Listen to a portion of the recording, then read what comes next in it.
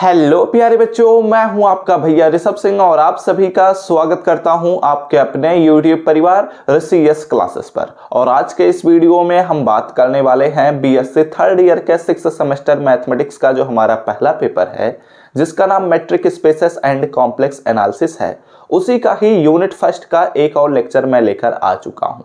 हम ऑलरेडी काफी सारे प्रकार के मैट्रिक स्पेसेस पर जब बात कर चुके हैं, तो उसके अब हम कुछ एग्जांपल्स पर बात करने वाले हैं। तो चलिए अपने इस वीडियो की शुरुआत करते हैं। लेकिन अगर आप सब इस चैनल पर पहली बार आए होंगे और अपने तैयारी को स्टार्टिंग से बेहतर बनाना चाहते हैं, तो जरूर सब्सक्राइब करने के साथ बेल आइकन को ऑल पर सेलेक्ट कर लीजिएगा। और पिछले लेक्चर्स को नहीं देखे हैं तो पूरे प्लेलिस्ट का लिंक आप सभी को डिस्क्रिप्शन में मिल जाएगा। ठीक है, तो आप लोग अपने कॉपी और पेन लेकर बैठ जाइए, सभी चीजों को नोट डाउन जरूर करते रहिए। अगर अभी नोट्स नहीं बनाते तो आप हमारे टेलीग्राम चैनल और व्हाट्सएप चैनल से भी ज्वाइन कर सकते हैं, उनके लिंक आप सभी को डिस्क्रिप्शन में मिल जाएंगे। ठीक है, तो अब यहां पर आप कुछ एग्जांपल्स करते हुए लिख लीजिए या फिर क्वेश्चन करते हुए लिख लीजिए। ठीक है, और ये क्वेश्चंस मैं इसलिए करा दे रहा हूं क्योंकि हो सकता है आपके ऑब्जेक्टिव टाइप के क्वेश्चंस में पूछ लिया जाए। ठीक है, and most of the chances है कि आपके इस सेमेस्टर में ऑब्जेक्टिव टाइप के ही क्वेश्चंस होंगे, लेकिन अगर सब्जेक्टिव होते हैं तो आपको तो पूरा ही पढ़ना है रहेगा वैसे भी। ठीक है, तो फिलहाल आइए बात करते हैं। तो हमारे पास एक क्वेश्चन बनता है कि सो दैट, ठीक है, हमें दिखाना होता है कि D एक मैपिंग है जो कि R2 क्रॉस R2 से हमारे पास R पर मैप हो रहा है। ठीक है, डिफाइंड बाय, कुछ इस प्रकार से डिफाइन हो रहा है, डिफाइंड बाय कि हमारे पास अगर D of x comma y है, ठीक है, तो यह जो वैल्यू होगा वह मैक्सिमम ऑफ होता है किसके, maximum of x1 minus y1, ठीक है, कमा हमारे पास होता है x2 माइनस y2 का मॉड। ठीक है, यानी कि हमारे पास मॉडल वैल्यू यहां पर उपयोग करेंगे।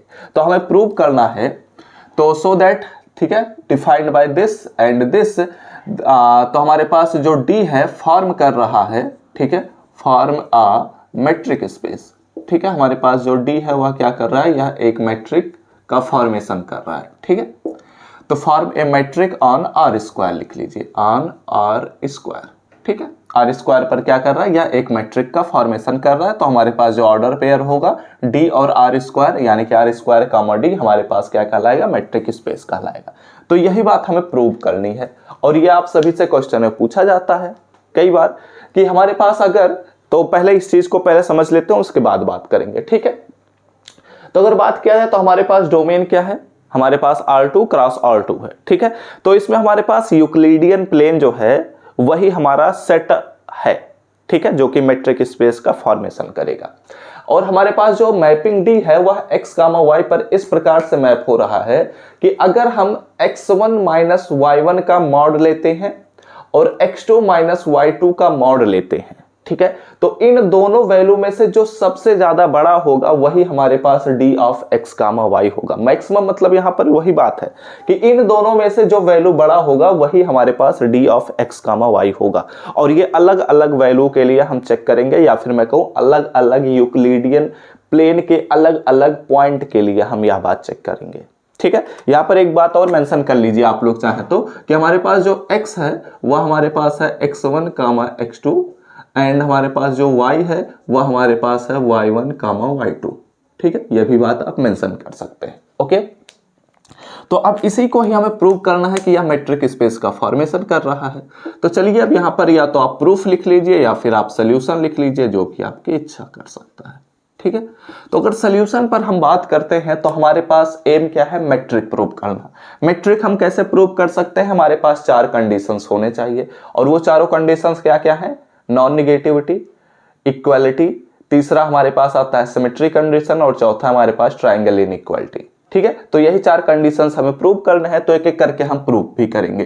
ठीक है, तो आप चाहे तो यहां पर लिख लीजिए कि गिवन दैट हमारे पास दे दिया गया है, क्या दिया गया है, कि हमारे पास D है जो कि R2 क्रॉस R2 से R पर मैप कर रहा है, एंड हमारे पास D of x comma y का भी डिफाइन किया गया है कि हमारे पास यह जो वैल्यू है यह मैक्सिमम ऑफ दिया गया है x1 माइनस y1, ठीक है, कामा मॉड x2 माइनस y2 के फॉर्म में। ठीक है, ये हमारे पास दिया गया है। तो अब हमारे एम क्या है देन, ठीक है, देन आवर एम, ठीक है, हमारे पास जो एम है इज टू शो दैट, ठीक है, इज टू शो दैट, हमारा एम यह है कि हमारे पास जो डी है वह फॉर्म करता है, form a metric, metric on R square, ठीक है, ये हमारा एम है। तो अब हम कैसे प्रूव करेंगे, चारों कंडीशंस को दिखाएंगे। एक बारी मैं चेक कर लेता हूं क्या वीडियो चल रहा है या नहीं, उसके बाद हम बात करते हैं। हाँ ठीक है, प्रॉपर तरीके से सारी चीजें चल रही हैं। तो अब यहां पर ध्यान दीजिएगा कि अगर हमें प्रूव करना है कि यह मैट्रिक फॉर्म कर रहा है तो चार कंडीशंस होते हैं। तो सबसे पहला कंडीशन हमारे पास क्या होता है, सबसे पहला कंडीशन है नॉन निगेटिविटी, ठीक है। तो अगर पहले कंडीशन पर हम बात करते हैं, यानी कि हमारे पास d of x comma Y जो होगा वह ऑलवेज ग्रेटर और इक्वल टू 0 होना चाहिए, ठीक है। For all x comma y belongs to R square, यहां पर मैं लिख देता हूं, लेकिन यहां पर एक्स हमारे पास सेट होता है, ठीक है। तो आप चाहे तो यहां पर यह भी बात मेंशन कर सकते हैं कि x is equal to R square, okay. तो चलिए अब इसके सोल्यूशन पर हम बात करते हैं, तो सारी चीजें आपको धीरे धीरे करते हुए समझ में आएंगी, ठीक है। तो हमारे पास सिंस, ध्यान दीजिएगा, ठीक है, अगर हम अपने फंक्शन पर बात करते हैं तो D of x comma Y जो दिया गया है वह दिया गया है maximum of mod x1 minus y1, ठीक है, कामा मॉड x2 माइनस y2 दिया गया है, ठीक है, ये हमारे पास दिया गया है। अब इन्हीं में से जो मैक्सिमम होगा उसी को ही हमें सेलेक्ट करना होगा। तो अब यहां पर ध्यान दीजिएगा, अगर हम बात करते हैं तो इन दोनों में जो मैक्सिमम है उसी को सिलेक्ट करना है। यानी कि हम अगर सिंपली बात कर रहे हैं तो हमारे पास है क्या टर्म, x1 माइनस y1 का मॉड और हमारे पास है x2 माइनस y2 का मॉड, ठीक है, और इन्हीं दोनों वैल्यूज पर हमें बात करना है। तो हमें प्रूव करना होगा कि ये दोनों वैल्यूज में से जो सबसे बड़ा वैल्यू है या फिर दोनों ही जो हमारे पास वैल्यूज हैं, अभी हो सकता है हमें ना पता हो कि दोनों वैल्यूज में से कौन सा बड़ा है, तो इसलिए हम यह कहेंगे कि दोनों ही वैल्यूज जो होने चाहिए वो हमारे पास ग्रेटर और इक्वल टू 0 होने चाहिए, यानी कि नॉन नेगेटिव होने चाहिए। यही तो हमारे पास कंडीशन है।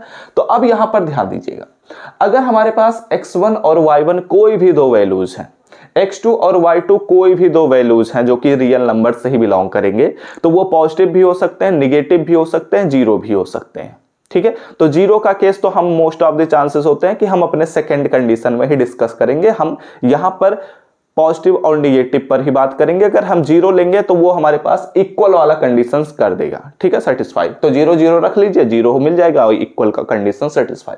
लेकिन हमें ग्रेटर वाला प्रूव करने का टारगेट होता है पहला में, ठीक है। तो अगर हम कोई भी पॉजिटिव या निगेटिव वैल्यूज लेते हैं, कोई भी दो वैल्यूज ले रहे हैं जो कि पॉजिटिव या निगेटिव हैं, ठीक है, तो उनका हम सब्ट्रैक्शन कराएंगे। तो अगर जो हमारे पास पहला वैल्यू है वह बड़ा है और वह पॉजिटिव वैल्यू है, ठीक है, तो इस सिचुएशन में यहां पर हमारे पास पॉजिटिव वैल्यू मिलेगा और जब उसका मॉड लेंगे तो भी पॉजिटिव ही मिलेगा। लेकिन अगर यह पॉसिबल हो कि हमारे पास x1 जो है वह y1 से निगेटिव वैल्यू हो, ठीक है, वह क्या हो, निगेटिव वैल्यू हो, तो ऐसे सिचुएशन में और यह पॉजिटिव वैल्यू हो तो जो हमारे पास मॉड के अंदर का वैल्यू मिलेगा वह हमारे पास मिलेगा निगेटिव, और जब हम मॉड को अप्लाई करेंगे तो वह बन जाएगा पॉजिटिव। यानी कि हम चाहे पॉजिटिव वैल्यू के साथ चलें या फिर निगेटिव वैल्यू के साथ चलें, यानी कि x1 माइनस y1 और x2 माइनस y2 अगर हमारे पास पॉजिटिव वैल्यू हो या निगेटिव वैल्यू हो, उसका जब हम मॉड लेंगे तो वो हर एक सिचुएशन में क्या बनेगा, पॉजिटिव वैल्यू ही बनेगा। और पॉजिटिव वैल्यू यानी कि नॉन निगेटिव वैल्यू बनेगा, ठीक है, क्योंकि मैं अब जीरो को भी इंक्लूड कर दे रहा हूं कि अगर x1 y1 और x2 y2 अगर हम जीरो लेंगे तो जीरो बन जाएगा, ठीक। इतनी बातें समझ में आई। तो अब इसी चीज को केवल शब्दों में यहां पर आप लिख सकते हैं या फिर आप ऐसे भी कह सकते हैं, ठीक है, मैं लिखवा दे रहा हूं कि लिख लीजिए कि सिंस, ये तो मैंने लिखवा दिया है, ठीक है, तो ये हमारे पास हो गया। तो यहां पर आप लिख सकते हैं कि हियर, ठीक है, यहां पर अगर बात करते हैं तो मॉड ऑफ, ऐसे लिखिए, x1 माइनस y1, ठीक है, कामा x2 minus y2 can be, may be, ऐसे लिखिए, मे बी पॉजिटिव और निगेटिव, ठीक है, ये पॉजिटिव भी हो सकते हैं और निगेटिव भी हो सकते हैं, ठीक है। तो जब ये पॉजिटिव या निगेटिव दोनों में से कोई भी एक वैल्यू हमारे पास हो सकता है, ठीक है, तो देन तो ऐसा सिचुएशन में मॉड ऑफ पॉजिटिव और निगेटिव, ठीक है, हम पॉजिटिव वैल्यू लें या फिर निगेटिव वैल्यू लें, उसका अगर हम मॉड लेते हैं तो वो वैल्यू ऑलवेज, ठीक है, ऑलवेज जो होता है वो क्या होता है, ऑलवेज पॉजिटिव, ठीक है, ऑलवेज पॉजिटिव, ठीक है। ये तो बातें हम जानते हैं। जैसे कि अगर बात किया जाए तो हमारे पास x1 माइनस y1 का अगर हम मॉड लेते हैं तो यह ऑलवेज पॉजिटिव ही होगा, और अगर हम बात करते हैं कि x2 माइनस y2 पर, तो इसका मॉड लेंगे तो यह भी ऑलवेज पॉजिटिव ही होगा, ठीक है। मैं ऑलवेज पॉजिटिव बोल रहा हूं तो इसका मतलब ये नहीं है कि मैं इक्वल को मैं इग्नोर कर रहा हूं। इक्वल वाला कंडीशन हम सेकंड कंडीशन में ही मोस्ट ऑफ द चांसेस होते हैं प्रूव करने के लिए, इसलिए मैं बोल रहा हूं, ठीक है। अदरवाइज नॉन निगेटिव हम बोलेंगे, ठीक है। तो ये दोनों ही वैल्यू हमारे पास नॉन निगेटिव मिल रहे हैं क्योंकि मैं अब इक्वल वाला ऐड कर लिया, ठीक है। तो जब ये दोनों ही वैल्यू नॉन निगेटिव मिल रहे हैं तो इनमें से जो सबसे बड़ा होगा वही हम सेलेक्ट करेंगे। तो दोनों ही जब नॉन निगेटिव है तो उनमें से जो भी वैल्यू हम सेलेक्ट करेंगे वो भी नॉन निगेटिव ही होगा। तो इस प्रकार हम क्या कह सकते हैं, दिस इंप्लाइज दैट, हम यह कह सकते हैं कि मैक्सिमम ऑफ, चाहे आप मझला ब्रैकेट लगाइए चाहे आप छोटा ब्रैकेट लगाइए, x1 माइनस y1 का मॉड कामा x2 माइनस y2 का मॉड, ठीक है,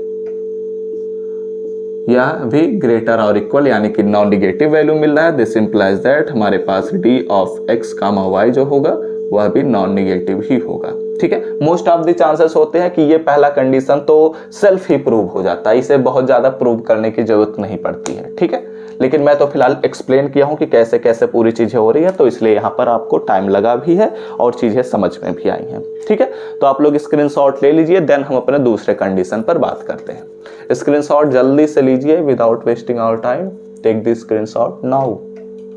ओके, हो गया स्क्रीनशॉट, इरेज करूं? ओके, ये बातें समझ में आई ना, कोई बहुत बड़ी बात नहीं थी, जो मतलब ऐसी चीजें नहीं मैंने बोल दिया जो आपको ना समझ में आए, ठीक है। तो पहला कंडीशन हमारा हो गया प्रूव। अब हमें बात करना है अपने दूसरे कंडीशन पर। दूसरा कंडीशन हम जानते हैं इक्वालिटी कंडीशन, ठीक है, कि अगर x कामा y, अगर हमारे पास x और y एक दूसरे के बराबर होते हैं तो हमें प्रूव करना है कि d of x comma y जो होगा वह 0 के बराबर होगा, और अगर वह 0 के बराबर है तो हमारे पास x और y एक दूसरे के बराबर होते हैं। यही बात हमें यहाँ पर अब दूसरे कंडीशन में प्रूव करना है। तो आइए चलिए उस पर भी बात कर लिया जाए, ठीक है। तो ये तो हमारे पास M1 हुआ। अब बात करते हैं M2 पर, ठीक है। तो M2 हम जानते हैं कि हमारे पास होता है d of x comma y is equal to 0 if and only if x is equal to y, ठीक है। तो अब यहाँ पर अगर हम बात करते हैं, इसका सोल्यूशन स्टार्ट करते हैं, तो सिंस, ठीक है, ध्यान दीजिएगा, समझिएगा कि कैसे ये करेंगे हम। हमारे पास d of x comma y जो दिया गया है उसको मैं लिख लेता हूं फिर से, मैक्स ऑफ, ठीक है, max of mod x1 minus y1 comma mod x2 minus y2, ठीक है, ये हमारे पास दिया गया है। अब यहां पर ध्यान दीजिएगा, क्या ध्यान देना है कि अगर x और y बराबर है, मैं ऐसे लेकर चल रहा हूं, ठीक है, if x is equal to y, अगर x और y एक दूसरे के बराबर हैं तब क्या होगा, ठीक है। तो अगर x और y एक दूसरे के बराबर हैं तो दिस इंप्लाइज दैट कि x1 और y1 भी एक दूसरे के बराबर होंगे, और साथ ही साथ बात किया जाएगा तो x2 और y2 भी एक दूसरे के बराबर होंगे, ठीक है। तो ये तो सेल्फ हो गया क्योंकि हमने सपोज किया है ना कि x और y एक दूसरे के बराबर हैं, तो x1 y1 बराबर हो जाएंगे, x2 y2 बराबर हो जाएंगे। अब अगर बात किया जाए तो यहां से हमारे पास y1 को इधर ट्रांसफर कर दीजिए तो x1 माइनस y1 जो होगा वह 0 के बराबर हो जाएगा, एंड यहां पर अगर बात किया जाए तो x2 माइनस y2 जो होगा वह भी 0 के बराबर हो जाएगा, ठीक है। अब दोनों साइड आप सिंपली मॉड ले सकते हैं क्योंकि यह हमारे पास जो वैल्यू है दोनों का सब्ट्रैक्शन 0 के बराबर है, तो हम इसका मॉड इजीली ले सकते हैं। तो इसलिए यहाँ पर x1 माइनस y1 का मॉड जो है वह 0 के बराबर है, और x2 माइनस y2 का जो मॉड होगा वह भी 0 के बराबर होगा। तो अब ये दोनों ही वैल्यूज हमारे पास जब 0 के बराबर हैं, ठीक है, तो इनका जो मैक्सिमम होगा वह भी 0 के बराबर होगा क्योंकि दोनों ही वैल्यू 0 के बराबर है। सिंपल सा लॉजिक मैं लगा रहा हूं, दोनों ही वैल्यूज जब 0 के बराबर है तो इसमें हम मैक्सिमम वैल्यू पकड़ेंगे, तो जब दोनों ही 0 के बराबर है तो मैक्सिमम 0 ही तो होगा, ऐसा तो है नहीं कि 10 हो जाएगा, ठीक है, तो सिंपल सा लॉजिक है। तो इस वजह से हम यहाँ पर क्या कह सकते हैं कि max of x1 minus y1 का मॉड कामा हमारे पास x2 माइनस y2 का मॉड, ठीक है, इज इक्वल टू 0। तो दिस इंप्लाइज दैट कि हमारे पास d of x comma y जो होगा वह भी हमारे पास 0 के बराबर होगा। तो हमने क्या देखा कि अगर x y के बराबर है तो d of x comma y 0 के बराबर है, ठीक है। तो ये हमने एक तरफ से भी प्रूव किया। अब हमें कन्वर्सली बात करना है कि अगर यह 0 के बराबर है तो यह हमारे पास एक दूसरे के बराबर होते हैं, ठीक है। अगर ये बात यहां से प्रूव नहीं होती है तो ये सूडो मैट्रिक बन जाएगा, ठीक है। तो ध्यान रखिएगा, अब बात करते हैं कन्वर्सली पर। ओके, कन्वर्सली, ठीक है। अब कन्वर्सली अगर हम बात करते हैं तो हम सपोज करेंगे कि लेट, ठीक है, लेट या इफ लिख सकते हैं आप लोग, let x comma Y is equal to 0, ठीक है। d of x comma Y हमारे पास 0 के बराबर है। तो ऐसा सिचुएशन में हम क्या लिखेंगे कि हमारे पास max of mod of x1 minus y1 का mod and mod of x2 minus y2 is equal to 0, ठीक है। यानी कि ये दोनों में से हमारे पास जो मैक्सिमम वैल्यू होगा वह 0 के बराबर होगा, ठीक है। ये सिंपल सा लॉजिक अब हमने लगाया क्योंकि ये हमारे पास वैल्यू दिया गया था। अब जब इनका मैक्सिमम हमारे पास 0 के बराबर है, ठीक है, ध्यान दीजिएगा, अगर किसी भी दो वैल्यू का मैक्सिमम 0 के बराबर है, किसी भी दो वैल्यू का मैक्सिमम अगर 0 के बराबर है तो यानी कि वो दोनों ही वैल्यूज हमारे पास 0 के ही बराबर होंगे, क्योंकि हमारे पास ये दोनों ही वैल्यू जो है ये नॉन निगेटिव है। निगेटिव तो हो ही नहीं सकता, मैंने पहले ही कंडीशन प्रूव कर दिया था। तो जब ये दोनों ही वैल्यू नॉन निगेटिव हैं तो इनका जो मैक्सिमम होगा वह अगर 0 के बराबर है तो इट मींस दैट कि ये दोनों ही वैल्यू 0 के बराबर होने चाहिए। तो इस वजह से यहां पर मैं लिख सकता हूं this implies that mod of x1 minus y1 is equal to 0 and mod of x2 minus y2 is equal to 0, ठीक है। सिंपल सा लॉजिक मैंने लगाया। आप ऐसे भी लिख सकते थे, जो मैंने अभी बोला है उसी चीज को आप सेंटेंस में पहले लिख देते फिर उसके बाद ये लिख लेते तो भी आपका काम हो जाता, ठीक है। मैं सेंटेंस में समझा देता हूं, चीजों को मैं वर्ड्स में लिखवा देता हूं, ठीक है। यहां पर अगर बात करते हैं तो इसका मॉड मैं हटा ही सकता हूं क्योंकि हमारे पास चाहे पॉजिटिव वैल्यू हो चाहे नेगेटिव वैल्यू हो वो तो हमारे पास सेटिस्फाई हो जाएगा क्योंकि 0 के बराबर ही है, ठीक है। एंड यहाँ पर similarly x2 minus y2 is equal to 0। तो यहाँ पर हमारे पास x1 जो होगा वह y1 के बराबर है और यहाँ पर x2 जो है वह y2 के बराबर है। तो इस वजह से हम लिख सकते हैं कि हमारे पास x जो है वह y के बराबर है। तो ये हमारे पास दूसरा कंडीशन हो गया यहाँ से प्रूव, ठीक है। समझ में आई बात? यहाँ पर बस आपको एक स्टेप आपको ध्यान रखना है कि यहाँ से ये प्रोसेस कैसे हो रहा है, चाहे आप इधर से लेकर आइए चाहे आप इधर से लेकर आइए, ठीक है। ये कैसे हो रहा है, अब ये हमने अपने दूसरे कंडीशन को भी कर दिया प्रूव। अब बात करते हैं अपने तीसरे कंडीशन पर, अपना जो सबसे आसान और सबसे इजी हमारे पास जो मेथड होता है उस पर बात कर लेते हैं। d of x comma y जो है, ठीक है, वह हमारे पास d of y comma x के बराबर है। ये बात यहाँ से अब हमें प्रूव करनी है, ठीक है। तो ये बात हम कैसे प्रूव करेंगे, तो आइए बात करते हैं। तो d of x comma y पर अगर बात किया जाए, एक काम करते हैं, ऐसे लिखिए, सिंस अगर हम जानते हैं कि हमारे पास mod of x1 minus y1 का जो मॉड होता है, हमने आप सभी को यूजुअल मेट्रिक स्पेस में इसके बारे में बताया भी है। तो यह जो वैल्यू होता है यह हमारे पास वैल्यू होता है mod of y1 minus x1 के बराबर, ठीक है। आप अगर ऐसे नहीं समझ पाते हैं तो आप ऐसे कर लीजिए, माइनस को कॉमन ले लीजिए तो आएगा y1 माइनस x1, ठीक है, मॉड। एंड जब हम मॉड से कोई वैल्यू अगर हमारे पास निगेटिव है तो उसका जब मॉड लेते हैं तो वह बन जाता है पॉजिटिव, तो इसलिए हमारे पास यहाँ पर y1 माइनस x1 मिल जाएगा, ठीक है। तो सिमिलरली आप ऐसे भी लिख सकते हैं, सिमिलरली, ठीक है। यहाँ पर हमारे पास क्या हो जाएगा, x2 माइनस y2 का मॉड इज इक्वल टू हमारे पास मिलेगा y2 माइनस x2 का मॉड, ठीक। Okay, are you getting my बात? ठीक है। अगर इतनी बातें आपको समझ में आ चुकी हैं तो यहाँ पर हम क्या कर सकते हैं अब कि d of x comma y, ठीक है, हमारे पास ऐसे लिखिए, d of x comma y का जो वैल्यू है वह क्या है, मैक्स ऑफ, छोटा मैं लिखूंगा, mod of x1 minus y1 comma mod of x2 minus y2, ठीक है। तो अब यहाँ पर हम क्या करेंगे, इनमें से मैक्स हम लेने वाले हैं तो मैक्स फिलहाल अभी रखते हैं।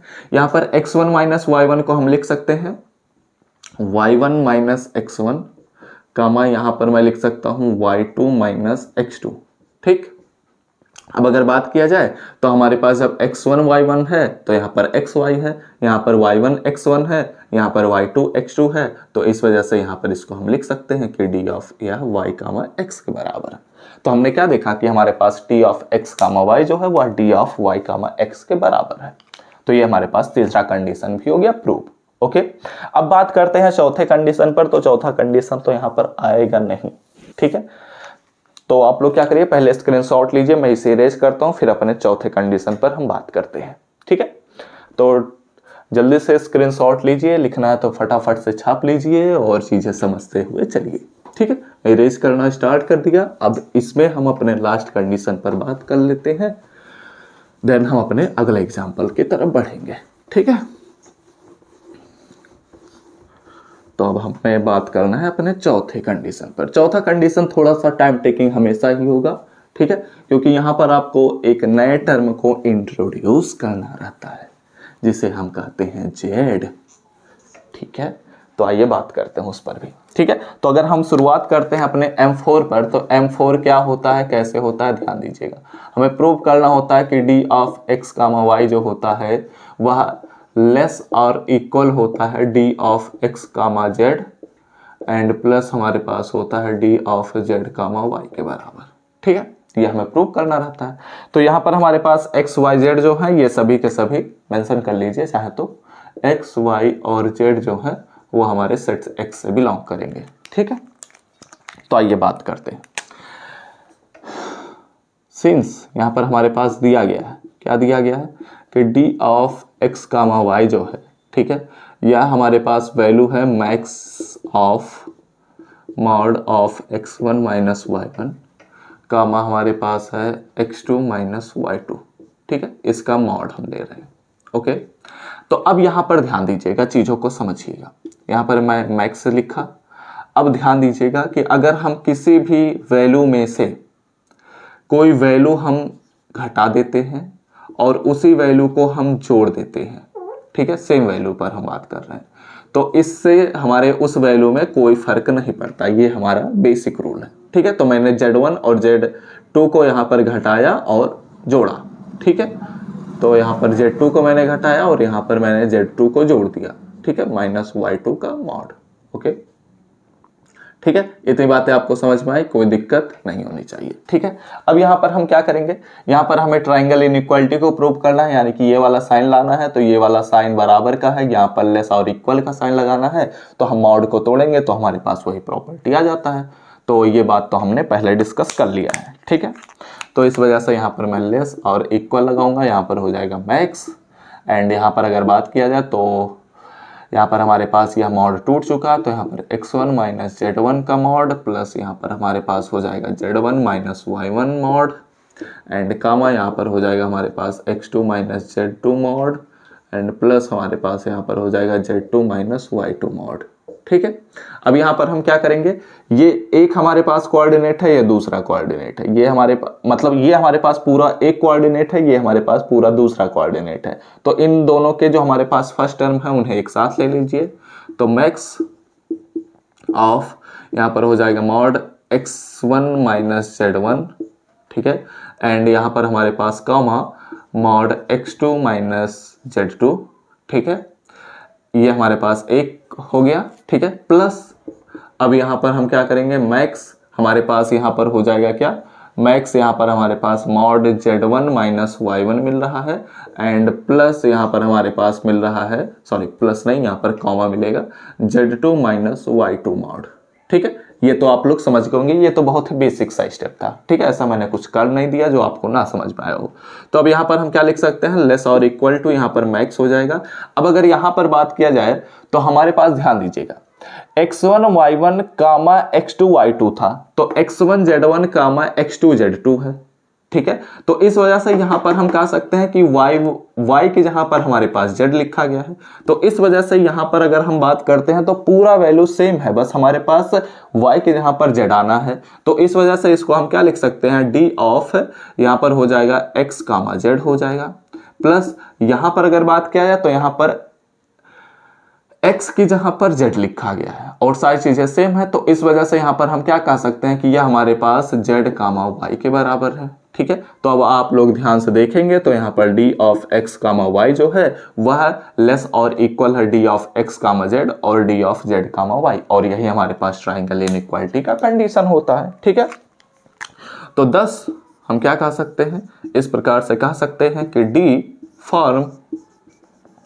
Forms a matric. ठीक है, यह क्या कर रहा है, यह एक मैट्रिक ऑन आर स्क्वायर पर फॉर्म कर रहा है।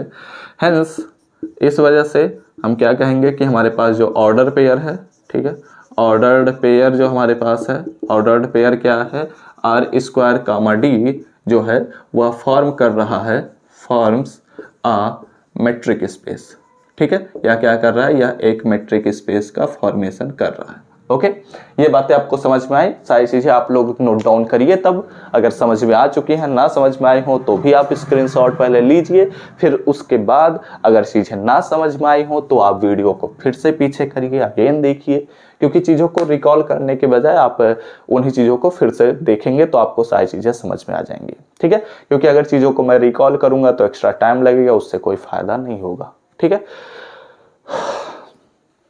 ओके, तो चलिए इस लेक्चर को यहीं पर अब हम समाप्त करेंगे। वैसे मैंने सोचा था कि इस वीडियो में आप सभी को मैं 2 एग्जाम्पल्स या 3 एग्जाम्पल्स कराऊंगा, लेकिन फिलहाल एक ही एग्जाम्पल हो गया। तो अब देखते हैं कि अगले लेक्चर में हम और एग्जाम्पल्स कराएंगे या नहीं कराएंगे, या फिर हो सकता है अगले कुछ टॉपिक्स की तरफ बढ़ जाएंगे, क्योंकि सिलेबस है काफ़ी ज़्यादा बड़ा। ऐसा नहीं है कि हम थोड़े थोड़े टाइम में सारी चीज़ें कवर कर ले जाएंगे। ठीक है, तो ये सारी चीज़ें आपको समझ में आई ना। ये बातें ध्यान रखिएगा कि ये वाला जो क्वेश्चंस मैंने कराया है ये आपसे पूछा जाता है। ठीक है, तो आपको ध्यान रखना है कि हमारे पास मैट्रिक क्या दिया गया है, सेट क्या दिया गया है। ठीक है, ओके, क्योंकि यहां से क्वेश्चन बनेगा तो ऐसे सिचुएशन में आपको गलती नहीं करना। ओके, ठीक है, चीजें समझ गए होंगे। ठीक है ना, तो चलिए इस लेक्चर को यहीं पर हम समाप्त करते हैं। उम्मीद करता हूँ सारी चीज़ें आपको समझ में आई होंगी। वीडियो अच्छे लगे हो तो जरूर लाइक करिएगा, कमेंट करके जरूर हमें बताइएगा, अपने दोस्तों के साथ शेयर करना बिल्कुल भी मत भूलिएगा। और इस चैनल पर पहली बार आए होंगे तो सब्सक्राइब करने के साथ बेल आइकन को ऑल पर सिलेक्ट कर लीजिएगा। तो हम सब मिलते हैं अपने नेक्स्ट लेक्चर में, तब तक पढ़ते रहिए, संघर्ष करते रहिए और सफल होते रहिए।